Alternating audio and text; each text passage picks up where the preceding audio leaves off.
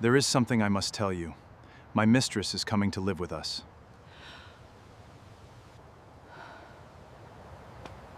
Mark Bennett handed his wife a suitcase and told her his mistress was moving in that very afternoon. Claire stood in the doorway of the home she had built for 11 years, watching the man she loved fold her life into 2 cardboard boxes, like it was nothing more than spring cleaning. He smiled when he said it. He actually smiled. What Mark did not know, what he could not have possibly known in that moment, was that by sundown, he would be the one standing outside, locked out of the very house he thought he controlled, because Claire was not leaving. Claire was about to hand her husband an eviction notice with his own name written across the top of it. Before we go any further into this story, let us know in the comments where you're watching from. We'd love to hear from you. And don't forget to hit that subscribe button so you never miss any of our upcoming videos. To understand how Claire Bennett ended up standing in her own driveway holding a folder that would change everything, we have to go back 11 years, to a small apartment in Columbus, Ohio, where a 24-year-old paralegal named Claire Whitfield first met a charming insurance salesman named Mark Bennett. He was funny. He remembered the smallest details about her, the way she took her coffee, the name of her childhood dog, the song that played at her parents' wedding. Within a year, they were engaged. Within 2, they were married. Claire believed, with the kind of certainty only the young and in love possess, that she had found her person. What made Claire different from most newlyweds was her career.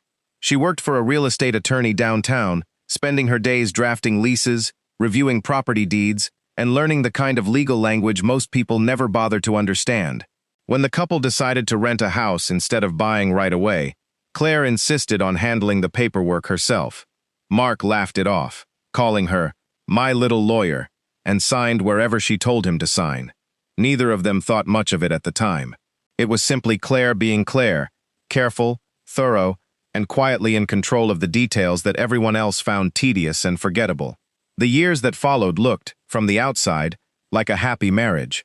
Holiday photos, a golden retriever named Biscuit, Sunday dinners with Mark's parents. But somewhere along the way, the late nights at the office started multiplying. The phone that used to sit face up on the kitchen counter began disappearing into Mark's pocket every time it buzzed. Claire noticed. She always noticed. She simply chose, for a long time, to tell herself she was imagining things, because the alternative was too painful to sit with. It was a Tuesday in March, when Claire came home early from a doctor's appointment and found a woman's earring on the bathroom sink, a thin gold hoop that did not belong to her. She said nothing that night. Instead, she watched. She paid closer attention to the receipts in Mark's jacket pockets, the hotel charges on a card she rarely checked, the new perfume that clung to his shirts on Thursday evenings. Within 3 weeks, Claire knew the woman's name, Vanessa Cole, a 29-year-old marketing coordinator Mark had met at a work conference 7 months earlier. What Claire did not yet know was just how far Mark intended to take it. She found out on a Saturday morning, when Mark sat her down at the kitchen table with the same calm, rehearsed expression he used when closing a sale. He told her the marriage was over. He told her he had already made plans. And then he told her that Vanessa would be moving into the house that very afternoon, because, as far as Mark was concerned, the house belonged to him. Claire sat perfectly still, hands folded, and listened to her husband explain to her, in her own kitchen, that she had until 2 o'clock to pack a bag and leave. What Mark did not remember, because he had never bothered to remember, was a quiet afternoon 11 years earlier, when his new wife sat across from a landlord with a stack of documents and asked, almost as an afterthought, whether the lease could be put solely under her name for tax purposes, related to her job. The landlord had agreed without hesitation. Mark had signed a roommate agreement that day, not a lease. He had simply never read it closely enough to know the difference, and Claire, for reasons she could not fully explain even to herself, had never corrected him. When Mark finished speaking that Saturday morning, Claire stood up, walked calmly to the hallway closet, and pulled down an old accordion folder she had not opened in years. Inside it was the original lease agreement, her name typed cleanly at the top, her signature, the only one beside the landlord's. She set it on the kitchen table in front of her husband and said nothing at first. She simply watched his face as he read it, watched the confusion bloom into disbelief, watched disbelief curdle into something closer to fear. "Pack your bags, Mark," Claire finally said, her voice flat and unshaken. "You're trespassing in my house." For a long moment, Mark said nothing at all. He read the document again, then a third time, as though repetition might rewrite the words on the page. It did not. The lease was airtight, drafted by a woman who had spent a decade learning exactly how to make sure nothing was left to chance. Mark looked up at her, searching for the wife who used to forgive him, the wife who used to look away. That woman, he would soon learn, no longer existed. By early afternoon, Vanessa arrived outside the house with 2 suitcases of her own, expecting to walk into her new life. Instead, she found Claire standing in the open doorway, calm and composed, informing her that she was not welcome on the property, and that any further attempt to enter would be treated as trespassing. Vanessa turned to Mark, waiting for him to fix it, the way he always seemed to fix things. For the first time in their relationship, Mark had nothing to offer her.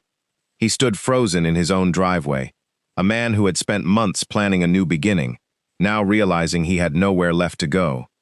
Claire called her attorney that same afternoon, the same one she had assisted for years before going out on her own. Within 48 hours, a formal notice was delivered to Mark Bennett, giving him a strict legal deadline to remove his belongings from a home that was never legally his to claim. Mark hired a lawyer of his own, hoping to find a loophole, a technicality, anything that might tilt the situation back in his favor. There was none to find. The lease Claire had quietly secured over a decade earlier was as clean and unshakable as the day it was signed. In the weeks that followed, Mark moved into a cramped one-bedroom apartment across town, the kind of place he used to joke about when he was young and ambitious and certain his life would never look anything like this. Vanessa, faced with the reality of dating a man with no home, no furniture, and a rapidly shrinking bank account, distanced herself within a matter of months. The affair that had once felt thrilling and forbidden quickly lost its shine once it came with overdue bills instead of secret weekends away. Claire, meanwhile, kept the house, kept the dog, and slowly rebuilt a version of her life that finally belonged entirely to her. She did not throw a party. She did not gloat publicly.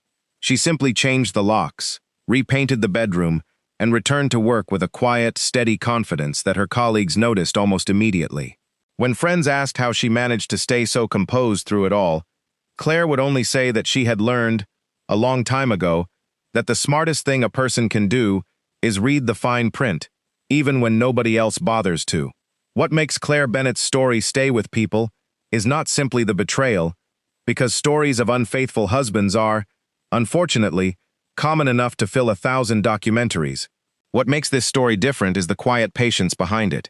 The 11 years Claire spent never mentioning a piece of paperwork most people would have long forgotten, waiting without even fully realizing she was waiting, until the day it mattered more than anything else in her life. It is a reminder that the people who seem the calmest in a room are often the ones holding the most power, simply choosing the right moment to use it. Today, Claire Bennett still lives in that same house, the one with her name on the lease, and her dog asleep by the fireplace. Mark Bennett, by most accounts, still tells the story differently to anyone who will listen, leaving out the parts that make him look foolish. But paperwork does not lie, and neither does the silence of a woman who knew exactly what she was protecting, long before anyone else understood there was anything worth protecting at all. If this story moved you, share it with someone who needs to hear it, and stay close, because there are many more stories like Claire's still to come.